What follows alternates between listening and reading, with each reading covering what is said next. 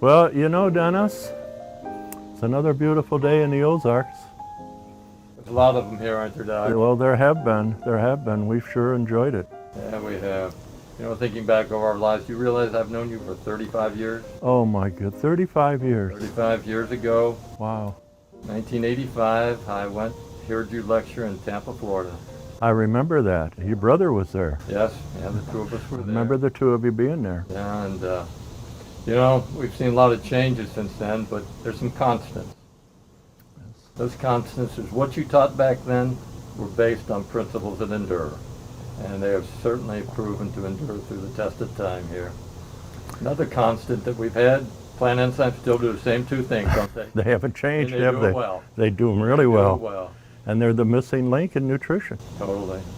You know the third thing? What's that? Your passion. Ah, You had a passion in 1985, and it hasn't died a bit. I wonder if you could reminisce a little in your life. Where did that passion come from?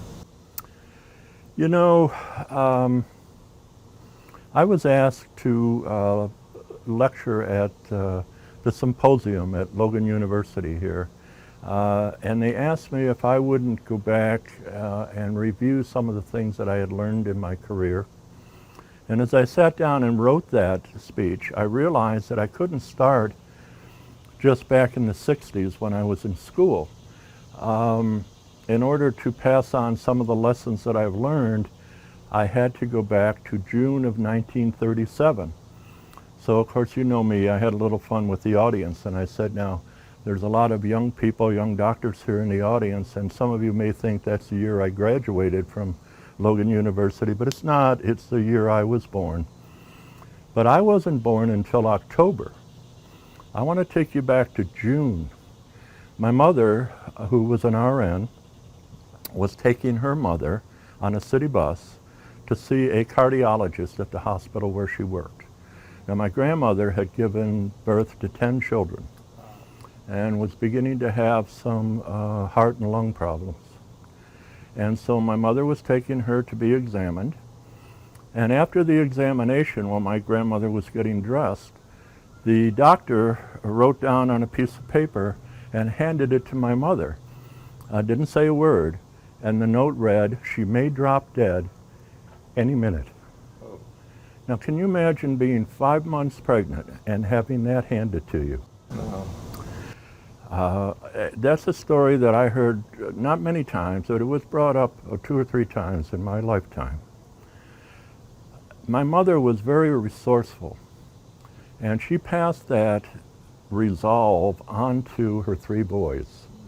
I can remember her telling me, you find a way, you find a way. So on the way home on the bus, I remember this is 1937. All the shopping is done at the stores downtown. The city is essentially residential. You know, you might have a delicatessen or a cleaner here and there, but on the way home, they happened to pass a corner where there was a 2-story white home, beautiful lawn. And the reason I know is, in the story will come out, I was there a few times. But there was a sign on the lawn that just simply said, Dr. Griffith, chiropractor. And my mother got her mother off the bus and took her in to see the chiropractor. This is directly on the way back from the Directly on the way back. surgeon? Like I said, she was resourceful. You find a way. So obviously my mother died. My grandmother died, excuse me. But not for 11 years. And I got to know her, and I have great memories of her. Wow. She died in 1948, and so my message to the audience at that time was, you always leave your patient with hope, a positive path. You don't do things like that. You give them a positive path to follow. So in 1948, my father, who was a businessman, was stopped at a red light out in a rural area, crossroads, that in 1948, it would have seen some traffic during the daytime, but early in the evening, like this was, there was no traffic. So he was stopped for the red light, and a drunk driver came around a curve, and crashed right into the back end of him and snapped him back. and a severe injury, and obviously a cervical flexion extension thing, which all chiropractors work with a lot of. A lot of people don't know there were no headrests in 1940. No, there weren't. No, that's right. There were no headrests or seat belts. So when he got out of the hospital, the insurance company offered him $50,000 if he would undergo a laminectomy. Not for the neck, but for the fifth lumbar, to fuse the fifth lumbar to the sacrum. And so I told the audience at that time, always remember that in any cervical flexion injury, if you want to get that patient well, you have to go to the fifth lumbar. And because you have the connection through the duramater running from there, from this sacrum all the way up into the brain. And so certainly it's like pulling a bell or a rope on a church bell. So when I went into chiropractic college, just to jump ahead a little bit, my passion was to see if I couldn't figure out a way to nourish the discs. Because you and I know that a lot of people have disc degeneration that have not had an injury.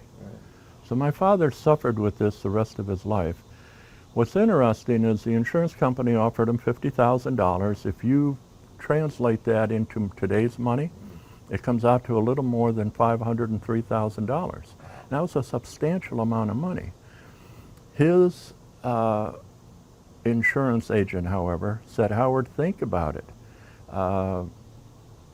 He took him around to see 10 people, as I remember it, who had undergone laminectomies in 1948. They were all in wheelchairs. And my father and mother had 3 boys. They decided if he was in a wheelchair, that wasn't going to be enough money to raise 3 young boys, because there was 5 years between each of us. By that time, I was still 10 when that happened, and my youngest brother had just been born, and then there was one right in the middle, 5 years between each one of us. So he decided not to do it. And I can remember in the 3 years after that, remember 1948, there's no ambulances, especially out in the country. There's no EMTs, no paramedics.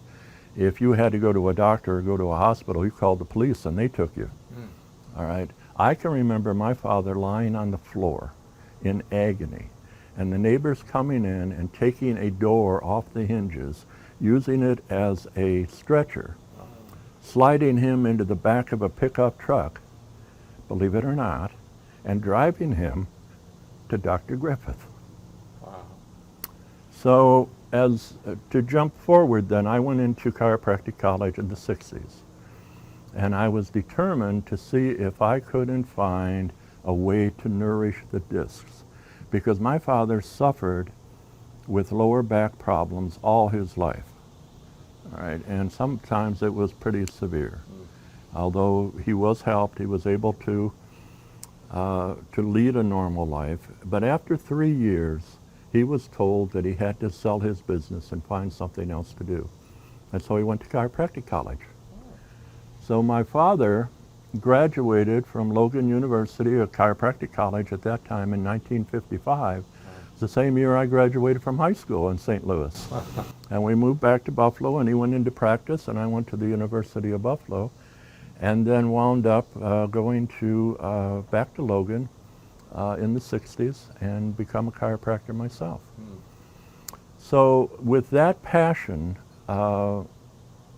what I did was begin to use, after I came out of school, I went into practice in 67. I began to use the only thing I had available to me, which were dietary supplements, vitamins, minerals, whatever, to try to nourish the disc and improve protein. Because an intervertebral disc is just like a ball bearing. It's just simply protein which is holding on to water, as you well know, and then it's wrapped up in elastic bands, collagen tissue, which is made out of vitamin C. Yes. So if this patient were protein deficient, the water leaves, the disc degenerates. So if I get the protein back in there, I could bring it back, provided there wasn't more than 25% loss. I mean, there comes a point where you can't do that. So I did that until 1980. And of course, that's where the 24-hour urinalysis came from, because I was measuring what was going into the body, what was coming out, what the body was holding because it needed it, what it was throwing away because it had too much of it or didn't want, and what it did not properly digest, and so it couldn't completely use. So you're looking at the urine crystals and things like that. So that's where that came from. So for the 12 years up until 1980, I was doing case histories. I was doing physical examinations. You know, we were taught abdominal palpation and physical exams, and so the stress points that we talk about, I already had all of that for those 12 years. And the urinalysis, I could measure what was, and blood work. It's the same thing. And of course, I knew that blood work is a late sign that the body's in trouble, that it's not maintaining homeostasis. So we needed something earlier than that. So I had all of that in place by 1980.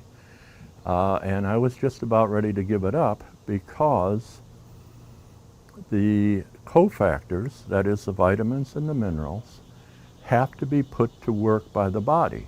If the body can't utilize them, they're no good. It doesn't matter how much of it you try to put in. And so that's why even today I will refer to pharmaceutical nutrition, which is based on single ingredients that they can measure to see a national average. In other words, all males, adult males, need so much protein, they need so much vitamin A and D, etc. It's a national average. Every patient fits into the national average. But they never look to see the individual that they're treating. Is that patient on the upside or the downside of that curve? Are they even able to utilize the diet? So in nutrition today, there's this diet, there's that diet. People go crazy trying to figure it out because they never look to see whether they can digest it. Let's say that you have trouble digesting protein. It doesn't matter what diet you're on. You have trouble digesting protein. And we could always find it with the symptoms and case history, palpation to find out what organs were involved. For example, what I was doing in the 12 years as a chiropractor, a patient would come in, shoulder problems. So I could examine to see, is it a shoulder problem? Is it a structural problem? Or is it involuntary muscle contraction around the shoulder coming because they can't digest protein and fat? And so once you know the cause, with all due respect, once you know the cause, a video photographer could do it. Dr. Loomis, if you would, let's go back to the years at Logan College. You got a great education there, but you were so into the chiropractic, the structure. How did you get into the nutritional aspect of it? Did they teach you that there, or how did that come to be? Yes, we had courses in nutrition, but they were taught on a pharmaceutical basis, like I just said, which is how nutrition is taught today. One size fits all. Okay, females of a certain age need this much protein, but the males need more. But they never stop to figure out whether the patient they're putting the diet into can actually use it. And if they can, to what extent. So I can remember one day we were leaving an X-ray interpretation class, and there were four of us walking from class up to the cafeteria to get a cup of coffee on a break. And I was just so excited. When I enrolled at Logan from the first day one, I knew I was home. I was home. And so we're leaving this X-ray interpretation class, and I understood what I was looking at, and I'm excited, boy, I'm going to be good at this. And one of the students said, well, Howard, let me ask you this. How are you going to determine whether your patient is anemic? Are you going to put a rusty nail and drive it into the patient? Of course, he was kidding. And everybody laughed. Of course, you know, But you know, I got thinking about that. How would I know? Looking at an x-ray, let's say that the patient is anemic. You and I know that there's involuntary muscle contraction coming out of the spleen, which is causing structural misalignments. Yeah. How would I know when I looked at the x-ray that that misalignment wasn't due to a structural problem, it was due to anemia? And that's what kind of turned me on. That's And I perfect. thought, boy, I'm not going to be as good at this as I thought I was going to be. I got a lot to learn. Wow. And I remember one of the books that I read that was written by the president of Texas Chiropractic College was called Anything Can Cause Anything. Ah.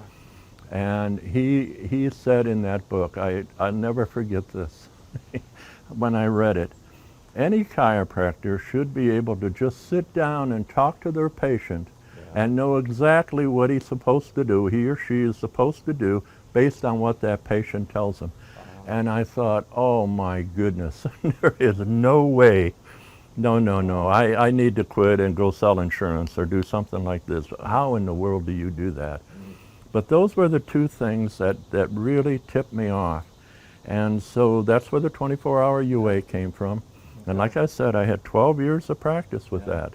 But that's what I was searching for. How would I know this patient was anemic or anything else?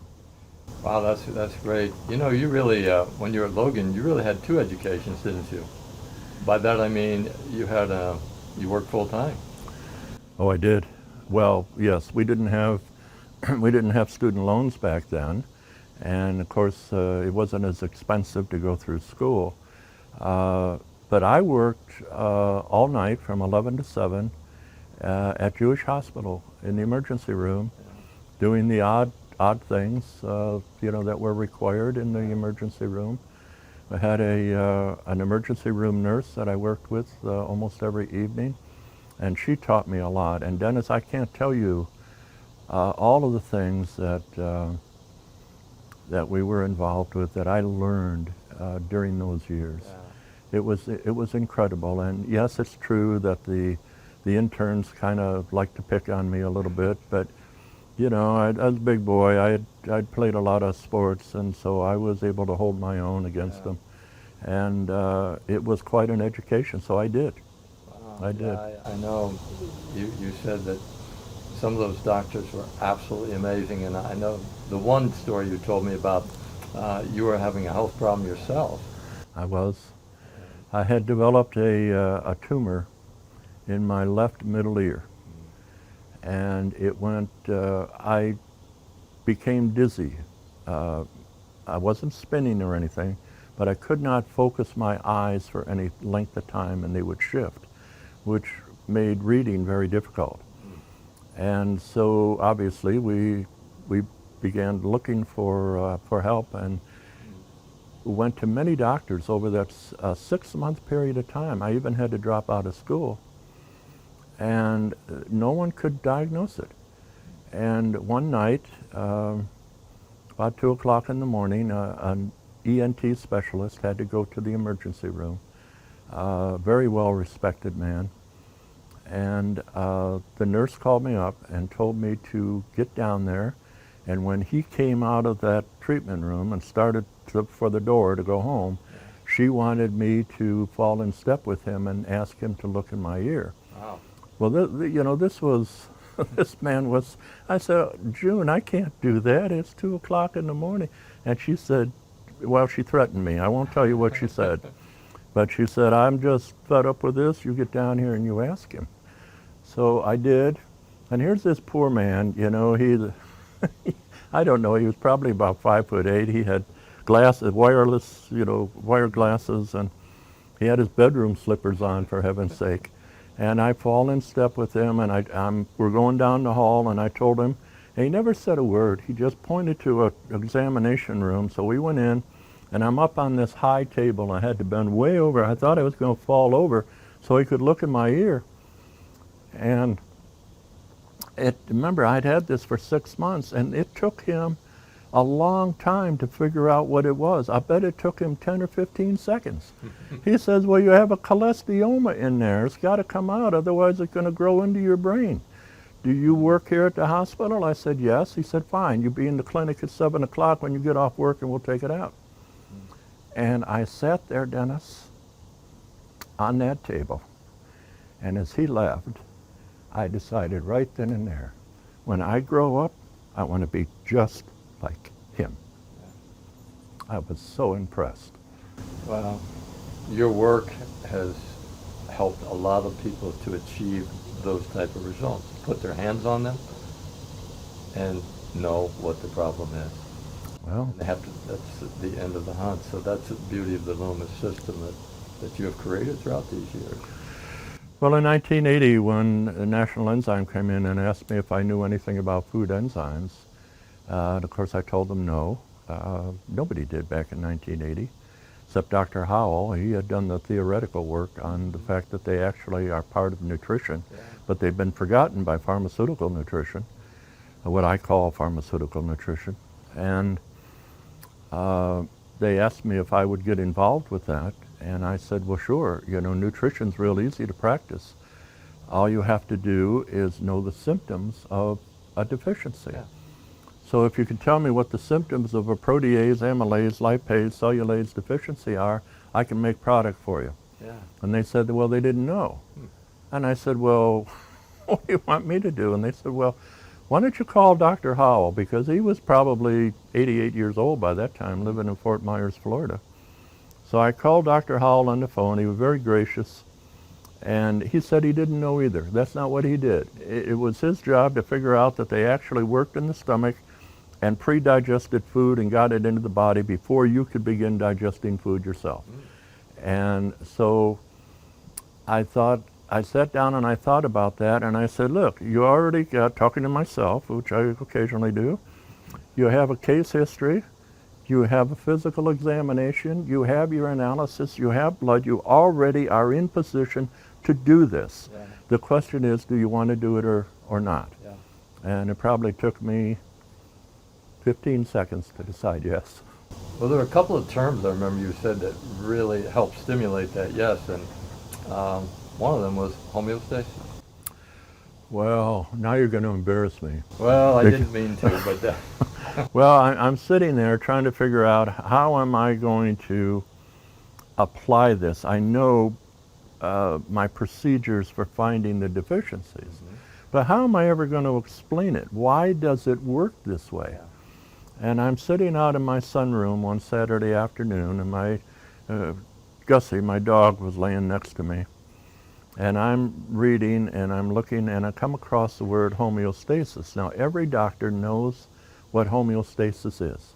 They study it in school. They know exactly what it is. It's a basic, fundamental way the human body works. So I thought, well, all I have to do is define homeostasis. So I thought, okay, define it. And I sat there and I couldn't. And I thought, well, you big dummy. And no, I'm not going to get up out of this chair and go look up homeostasis in a dictionary. But I finally did, looked it up in my medical dictionary, and there it was. The body has to maintain temperature, volume, yes, concentration of dissolved substances. wow. And I thought, well, of course. And you already had the 24-hour UA, and that tells you what price the body is paying to maintain it. There it was. And then all of a sudden I could figure out, okay, is this shoulder coming from a gallbladder or a lung or a heart, or is it a structural problem? And I could prove it. Yeah. I could prove it with urinalysis based on what the body is eating, what it's throwing away, what it's keeping, what it can't utilize properly, and I could see how much damage has been done on the blood work. Wow. And so that's where we started, because I was in place. I think that there, however we look at this sort of thing, I was prepared when they walked in and said, we have this unknown. Do you want to work on it? And so I was very, very fortunate to be in that position. Well, you worked hard to get fortunate. There's another term, I believe you got this from Dr. Howell, digestive leukocytosis. Well, that was another one. You know, we all know digestive, what that means, and we all know leukocytosis, the elevation of white blood cells. But I had never heard them put together. And once you begin to look at that, since 1898, they had discovered that every time you eat food, your white blood cell count goes up. Now, you stop and think about where we are in today's society, going on with this pandemic we have, and the white blood cell count, of course, is critical here because that's your immune system. But you mean to tell me every time you eat food, your white blood cell count goes up? That's as if you have an infection. Why would it? And the white blood cells are being called to help digest what you can't digest. And what we found out, however, was that if you eat food, raw, natural fruits and vegetables that have enzymes that pre-digest your food, like Dr. Howell said, they don't go up. So you're getting back to principles that endure. Well, I was asked by National Enzyme, Dr. Loomis, as you do this work, it has to be built on science. You have to be able to prove everything you're saying, and so we have stuck with that. And so when National Enzyme Company came to you, how big of a company was that? oh, it was a husband and wife, and they had 2 employees. And that's 1980? 1980. Okay. And they had moved into the small town here in Tetany County, which is about 12 miles up the lake from here. And they moved out of Chicago. And as I began to apply this work, I would then think up a formula that I needed for a patient. Okay, this patient's got this problem, I think I need this. So they would make it for me. And they would make it free. It would only take them a day or two, and they'd assemble it. And I would run it through this patient and finally figure out, oh, this is what we need. And we did that for 5 years. And we gave the product away. They made it free. I gave it away. And we documented it. And then in 1985, they came in and said, okay, we want you to go out and start lecturing and writing and stuff like that.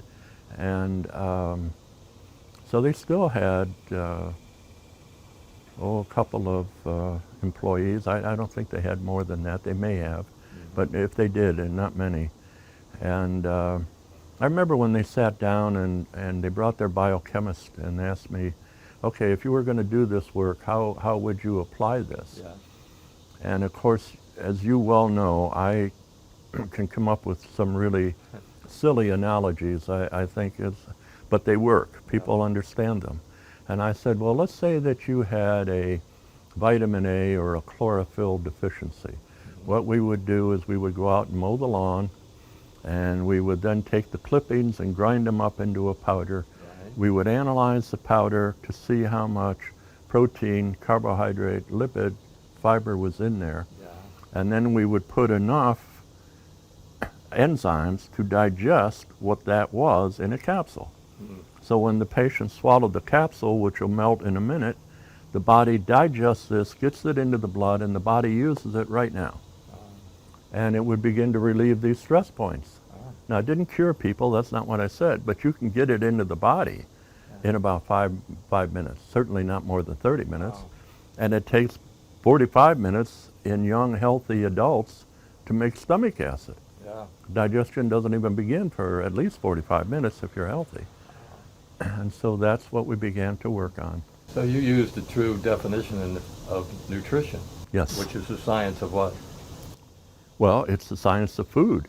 And the definition of food is what has to contain protein, carbohydrate, fat, vitamins, minerals, and enzymes. And so it has to be ingested, digested, absorbed, transported, utilized, and excreted properly. Exactly. And that's So with your system, you're able to see where is it not working. where it's not working. Wow. And like I said, once you find the cause, the rest is easy. Let's go back again one more time here to your youth. I know you had trouble with whooping cough and you lost your hearing. And when you first went, after the enzyme company came to you, because you'd suffered with ear infection for 4 decades? Oh yeah, I was in my 40s. I wonder if you'd go through your story of how you got that resolved. Well,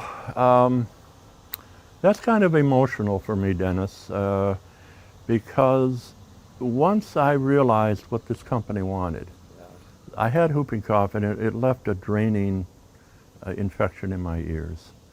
And after my tonsils were taken out, that somewhat improved, but the infection never went away. And there were no antibiotics that would take it away, and heaven knows I've had everything since, 1938 put into me.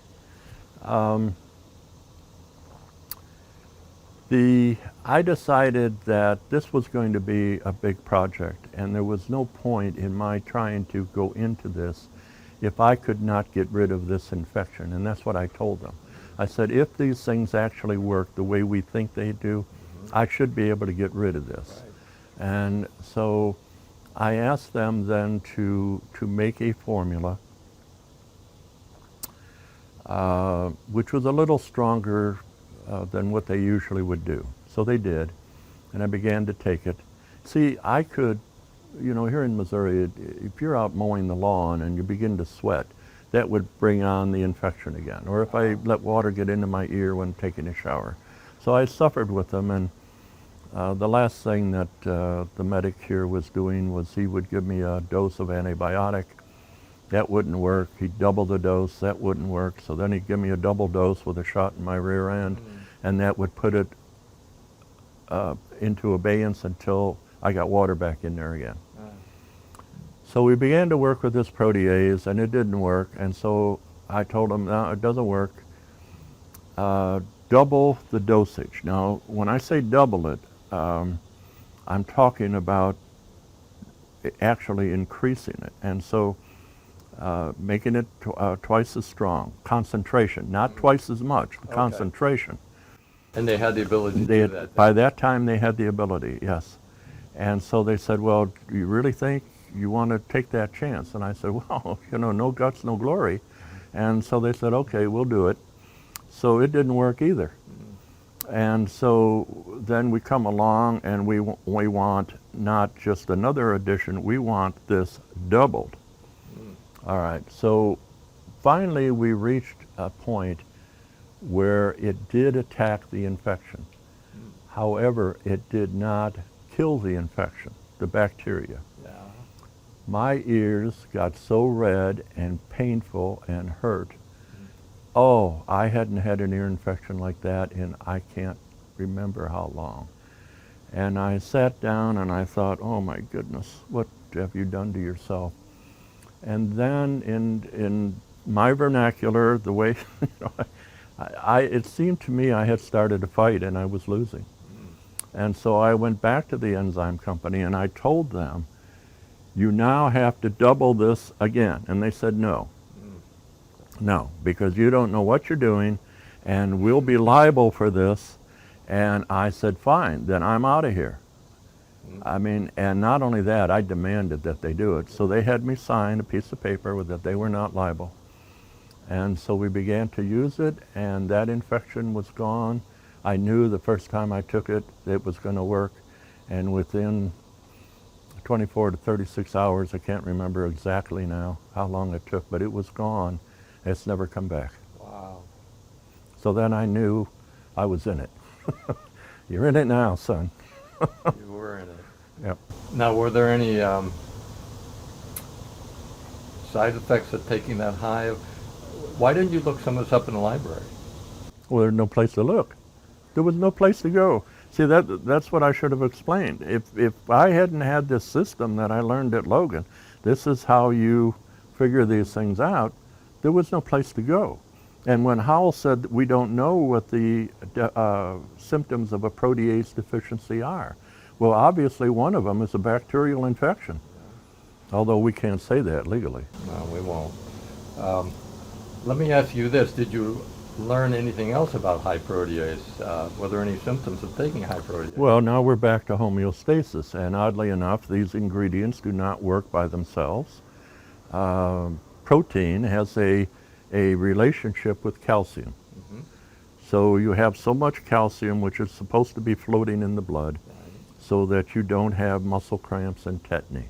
A lot of people aren't sure what tetany is, but tetany is when you put your try to open a door or pick up a coffee cup, and now you can't get your hands off the coffee cup and you've got to pull the fingers off. Yeah. That's tetany, that's muscle cramps, And all you had right? an experience with tetany? I did. I was mowing the lawn when all of a sudden it started on a very hot summer day, and I was sweating, and I felt this coming up my arms, and I thought I was going to have a heart attack. And I went in the house and into the air conditioning and began to sit down and think about this. And you know, necessity has always been the mother of invention. Find a way, like your mother said. Find a way. So this stuff is coming up, and I'm thinking, this is not a heart attack. Heart attack is like an elephant sitting on your chest. This is not a heart attack. What is this? And then finally, you know, you slap your forehead and you say, well, you big dummy, you're going into tetany. You put all this protease in there, but you've not increased the calcium. Well, for heaven's sake, why don't you just restore homeostasis? And of course it worked. Of course it worked. And You know, so there's been a lot of trial and error. I remember lecturing at a university, and on a break, a young man looked up at me and he said, Dr. Loomis, he said, don't you ever make mistakes? And I said, you know, I think for everything I've ever done right, I at least did it wrong at least 10 times, if not more. You know, what did they say about Thomas Edison? He failed 100 times, but on the 101st time he invented the light bulb. Yeah. That's how this goes.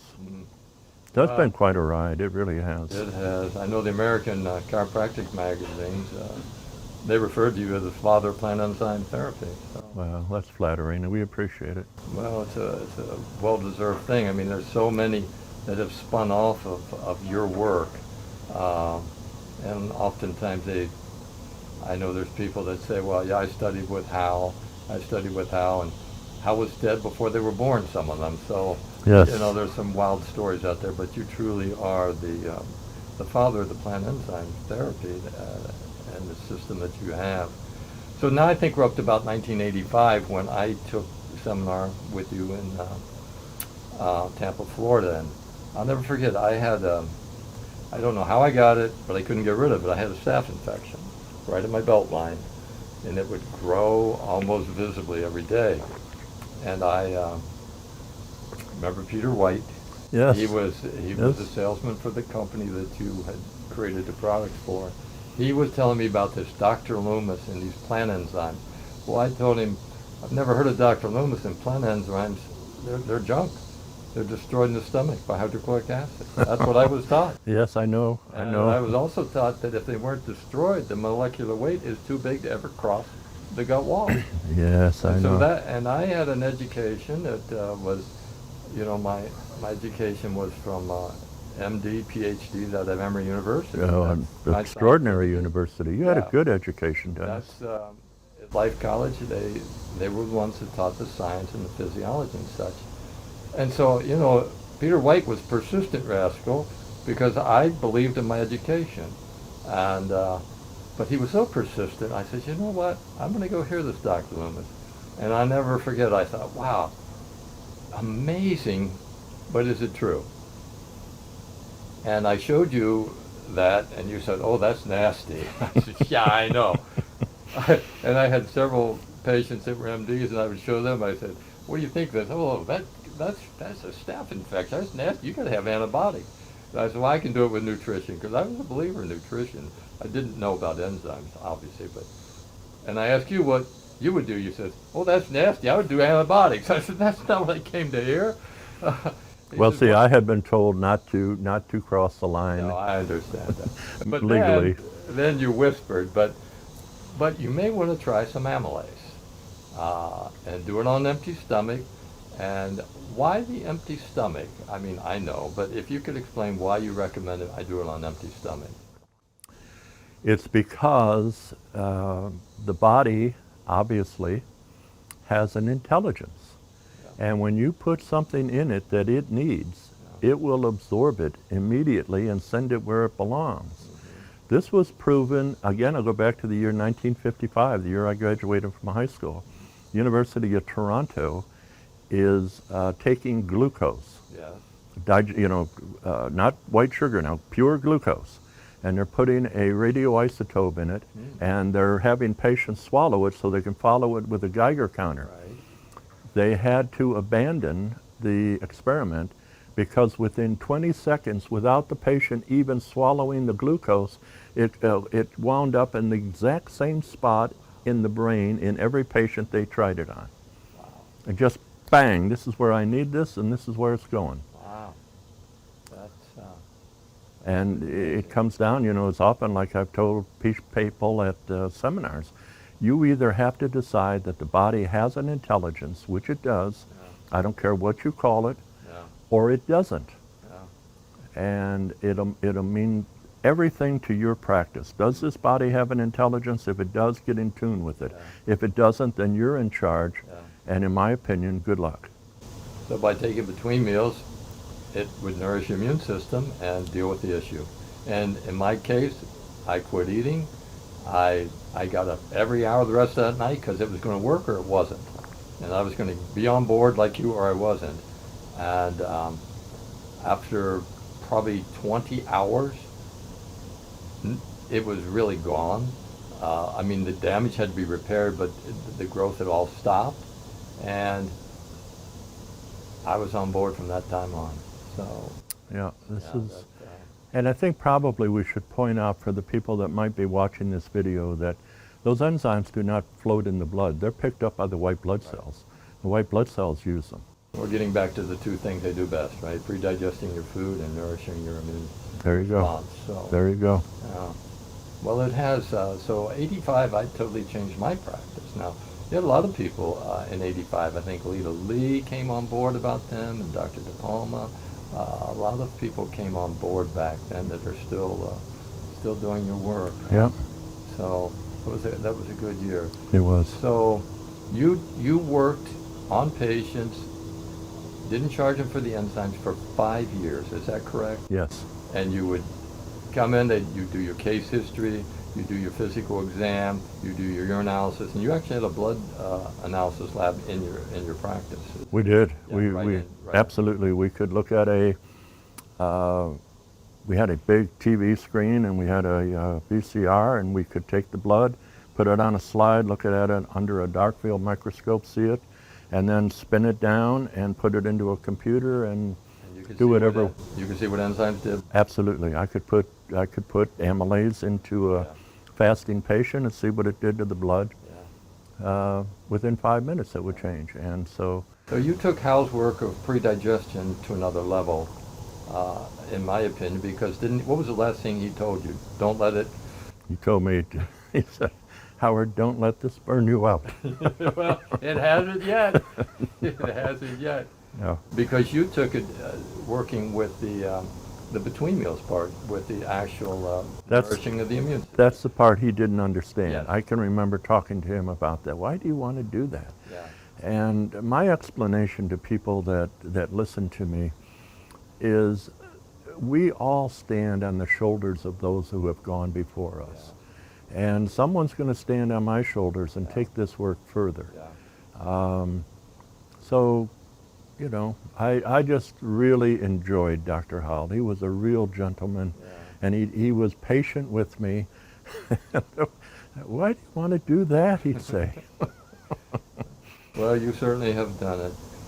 So, how many years did you lecture? Starting at 85, and then you went through 93. 93 for that company. Yep. Okay. All over Canada, the United States. We went to New Zealand. We went to Europe. You spent time, didn't you, with the Wobenzyme people over in Germany? Oh yes, went over there. Yes, talked to Karl Ransberger. Of course, Wobenzyme has been sold, but at that time, it was a huge pharmaceutical company. It still is, but they sold off the enzyme end of it. Karl Ransberger was president, and I talked to him a couple times, and he's about what we were doing with digestion. Right. Of course, Wobenzyme was based on pancreatin, animal enzymes, and they put in some rutin and things like that, but they didn't use plant enzymes.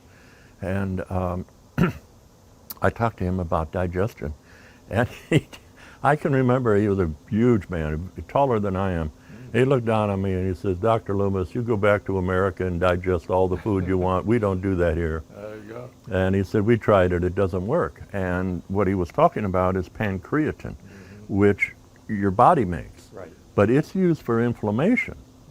Yeah. It's very good for that. Medicine has often, or not medicine, but pharmacology has often tried to use them for various things, but they always wind up putting muscle relaxers or pain relievers into it, and it doesn't do anything to improve digestion, but they are good for inflammation. Well, during those years of lecturing, do any of the lecture cities jump out at you that you'd have a good story for us? Oh my goodness, any of the cities that I lectured in, I know you had trouble getting to some cities once in a while. Didn't you have to take a puddle jumper or a San Juan airline or something? oh, that one.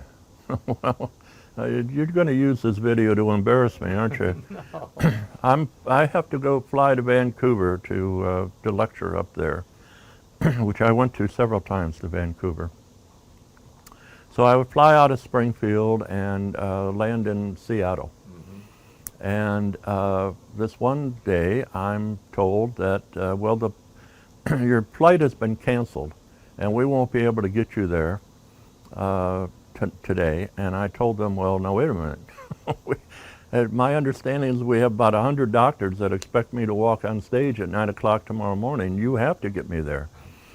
And so they said, okay, well, go sit down, doctor, and we'll do what we can. So this lady comes back to me in a few minutes and says, we've got it figured out. We can get you there. We're going to put you on a flight with, I think it was United or something. She said, you sit here. A mechanic is going to come up the stairs from the tarmac and get you, put you in a truck, and take you over to a United flight and put you on the flight. I said, okay. And said, now don't get out of the, don't do anything. You're not supposed to be out there, but just do what he tells you. So we get there. He takes me up on not the where the passengers go in, but the back door. Oh. There's a ladder, you know, steps going up, and we go in, and the plane's empty. And he says, well, this isn't right. And so he says, you stay here. Don't move. I'll be right back. So he goes into the airport, and he comes back, and he says, well, they've made a mistake. So he takes me back. Yeah. So now the lady comes and says, well, we'll find something else. Well, pretty soon she comes back. We have a ticket for you on San Juan Airlines, and it's going to leave here in about 45 minutes. So I'm sitting there. Now, I was a seasoned traveler, but I'm wondering what a Puerto Rican airline is doing in Seattle flying to Vancouver. And she says it'll be right down below these stairs. So I go over there, and here is a single-engine Fairchild plane, and I'm thinking, I don't know that I want to do this. And so they didn't even have a ticket thing at the Seattle airport. They had a little kiosk out in the aisle. And I'm thinking, well, I wonder how well these planes are maintained. You know, not just worried, because I'm used to being on big planes. I've never flown in something like that. So we get down there, and the plane is all windows, and you don't have the seats like you had on a regular airplane. There are seats lined up this way. Oh, okay. So the pilot comes in, and it's a woman. She's blonde, and she looks at everybody that is gathered. We're sitting on the plane, and she says, now fasten your seat belts, and there will be no spitting on the floor, and just be quiet till we get there. And I'm thinking, oh, I'm not sure about this. So anyway, the next day, they got me there. The trip was fine. The plane was fine. No problems whatsoever.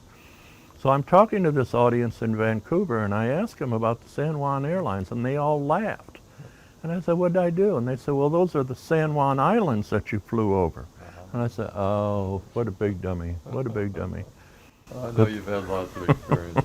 There are. So in '93, then, did you left the Missouri area? You left this area? Well, actually, they came to me. The enzyme company, National Enzyme, Tony Collier came to me and said, look, by that time, they have gone from 2 employees to 140. Wow. And they were working 3 shifts in Little Forsyth, Missouri over here. And they said, look, we don't want to sell this professional product line anymore. We are so busy manufacturing that that's all we want to do. Yeah. And this is your work, and if you want, we'll buy out your contract, and if you want, you can go form your own company. The only thing we would ask is that you have your product made here, because they knew exactly, and they were the biggest place at that time.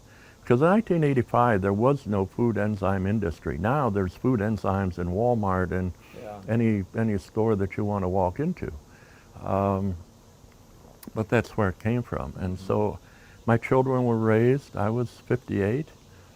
And I decided, no, you know what, I've been doing this a long time. I think I would really like to do this.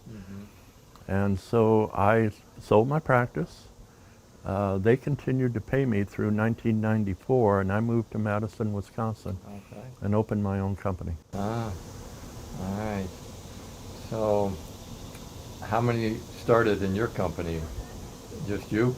No, there was another one, a young man that I brought from Forsyth with me. There were two of you? There was two of us. Okay. Well, that's changed. Yeah, that's changed. That changed in a big hurry. Yeah. You mentioned Lita Lee. I thought what I was going to do was, I was just going to lecture to chiropractors, because that was going to be easy. I was going to take it to my own profession. Well, I started getting phone calls right away from acupuncturists and nutrition. You can't do that. The chiropractors, no, you got to sell to all of us.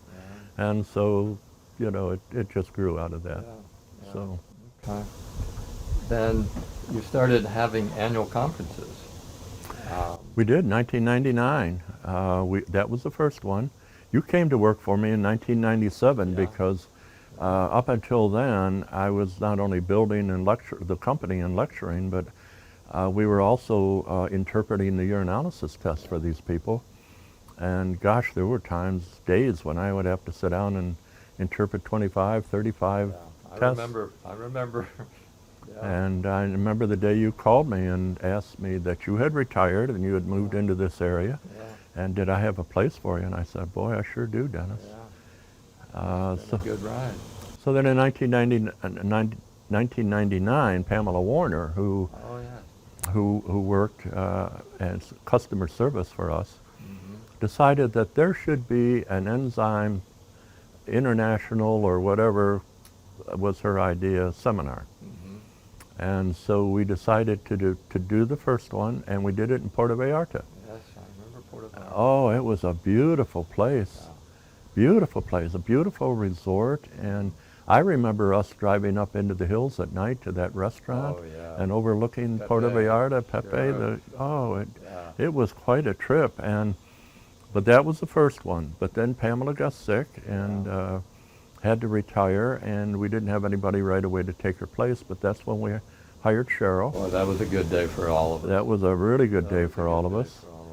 And we didn't do an annual conference in 2000, but by 2001, we were ready. Cheryl was ready, and we started doing them again. And we've been to some phenomenal places, and each year you brought a new aspect of your work. And I think one thing I'd like people to know is your schedule. What time do you normally get up in the mornings, would you say? Well, even today. Even today, well, it hasn't changed really. It hasn't changed much because I go to bed with what I have on my mind that has to be done. So I'll get up anywhere from 4 to 5:30. Because I find that those are the most productive hours, because the office opens at 9, and then after that I just get continual interruptions. But I could get an awful lot done very early, and you'll also find out as you get older it's easier to keep that kind of schedule. But I have noticed here in the last year or two that by 2 in the afternoon I've pretty well wrapped it up, and I'll go in and sit down and try to watch something on television and maybe fall asleep for a half an hour. That never used to happen. But what I want people to realize is you're constantly researching. You're constantly, and what you find is you belong to all these different sites that from different university studies that you do, and what you find is they're just finding out what you knew back in 1980. Well, that's being generous, but yes, they're proving, let's put it that way, they're proving what we've been teaching. And I think the beauty of what we're trying to say here is that this work is built on pure science. Yes. There's no hocus pocus, No. maybe this is true. No, and they just keep proving it. Yeah, over and over. Over and again. I Yeah. know you have you work on your notebook, Doc's notebook. And, you have so much educational material for doctors that have been in practice for decades and those brand new, that you have so many good resources that keeps them totally up to date. It's phenomenal what you're able to do with that. So, Well, in the 21st century, you have to stay up to date because Wow. the education, the information is overwhelming. yeah. And so But for you boil it down to a usable. I mean, you take these very complicated studies that, and you distill them into something that you can take into the treatment room, and you say, oh well, yeah, check these stress points, and guess what? It's kind of like the doctor that checked your ear that time. Guess what? Here it is. Yep. Find the cause. So, yeah. Well, look, Any of the annual conferences that jump out at you? I mean, how many? Wow, I guess we've been to what? 19, 20. I think today, yeah, I think this is the 20th or 20th, 21st, yeah, something like that coming that. up. But, Yep. well, we've had some wonderful, wonderful tours of places, but I want people to realize the amount of work that goes into an annual conference by you, the creator of these annual conferences. And this one coming up that Nick and Mackenzie are going to be at is no exception. And this is also going to be available in a video presentation for those that can't come. But how long have you been, I guess really your whole life you've been working on this. I mean, each year it's a distillation, but what would you say about this year's annual conference that you have, the manual and everything? How would you describe it? Well, this one, all of the annual conferences have been designed to show how the body actually works. And we have gone through the body structurally. We've gone through it physiologically. We've even gone into something that's not taught anywhere. One of the things we ask the patient or ask the audience when we do a seminar is how many of you have had surgery or had an accident where there's been bleeding? Yeah. And of course, most of the people have. And then we say, now, how do you think that blood gets back into the blood system? And they think it gets absorbed. No, it has to go through the lymphatic system. Yeah. And if you look at all the specialties in medicine, there's nobody specializes in the lymphatic system. And yet, if that's not working, you're in deep trouble because it's going downhill. And so we have spent several years teaching that and how to apply it. So we've reached the end where we can actually talk about the functions of the body. And so what I've done with this seminar is gone back and taking symptoms, which is what we were originally going all the way back to 1980. It's based on symptoms. All right, well, if you had a tooth abscess, what would you do? And so we say this is what it is. This is probably the stress points in the examination findings that you're going to have. Wow.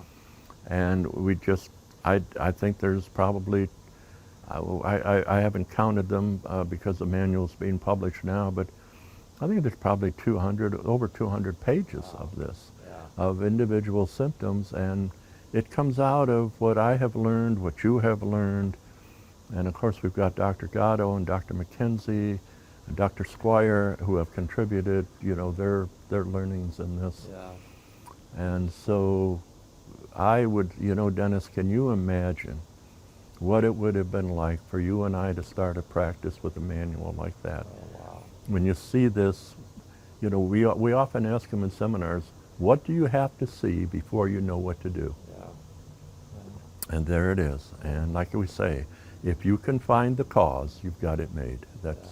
But if you're just going to try to treat the symptom, it's hit or miss, and it's one size fits all.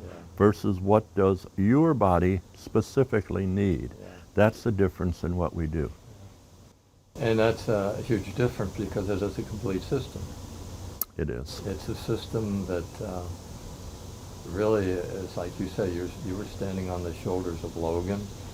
That education you got there, as well as Hal, and the education you got working in the hospital for all those years. So, and your passion has always been to help sick people get well. Oh, that's it. That's it. That's your You and passion. well, it's not only my passion; it's your passion, Wow. and it's the passion of people that are watching this video. There is nothing better than helping somebody get well. Wow. It's just, you know. And you've left a real legacy here with your work, and you've got, like you say, you've got Nick and Mackenzie and Gene, and you know, we have Dr. Newkirk as well. So this information, this system is going to go on because you have such great people in place to continue it. You got great board members on the Food Enzyme Institute. Have some wonderful board members as well. So it will continue. Well, we've arranged it legally and financially so that it will continue. Yeah. And after you and I are gone, it'll still be there. It'll still be functioning. It'll still be, one of the better decisions that I made, and I know that you'll appreciate this, was that I remember when I hired you, I told you, you know, Dennis, if you and I are going to spend our lives on the road, Yeah. then by golly, we are going to live while we're on the road. We live. We're not staying in. Well, You didn't do any Motel 6? No, well, I wasn't going to say Motel 6. They'd probably sue us. But Oh, well, all right. no, we're going big time here, and we're going to go places, and we're going to do things. We're not just going to Vancouver and lecture. We're going to see what Vancouver has to offer.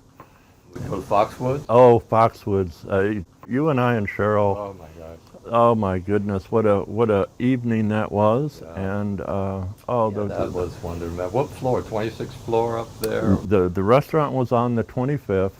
The building was 26 floors high. And of course you didn't go to the restaurant on the 25th floor unless, it was one of those things, if you have to ask how expensive it is, Yeah, you can't afford it. yeah. But we wanted to go there, and it was to die for. Yeah. And I can remember asking the waiter, I said, now what is on the 26th floor? And he said, well, doctor, that's for the people that can afford to eat on the 25th floor. There's a casino up there. And I said, well, I'm not a gambler. No, I won't be going up there. Thank you very much. But it's been a ride, hasn't it? Yes, it has. Speaking of rides, what was that, Baltimore, when we had that cab driver, when they just came out with those things that could take your picture if you ran a red light? Yeah. And we stuffed you in the front of that cab, and why don't you go from there? Well, this woman is driving the cab, and I get in, and you and Jack Shipley were in the back. Yeah. My knees are pressed right up against the dashboard. I mean, I could just barely get in there, and my knees are pushing against the dashboard. And so she gets in, she says, now you have to fasten your seatbelt. And then she looks at me and she said, well, I guess you don't. And so we're going, and she's coming up on a light that's going to turn red. And as she goes through the intersection, she shakes the steering wheel like this. And she says, they can't identify your license number when I do There was that. more than one shake on that ride home, as I remember. Oh, we've had some times, Dennis. Gosh, I remember so many things. But I think when we wrap this video up, I just want to say to you how much I've appreciated you and everything that we have done. Thank you, Dennis. Thank you, Doctor.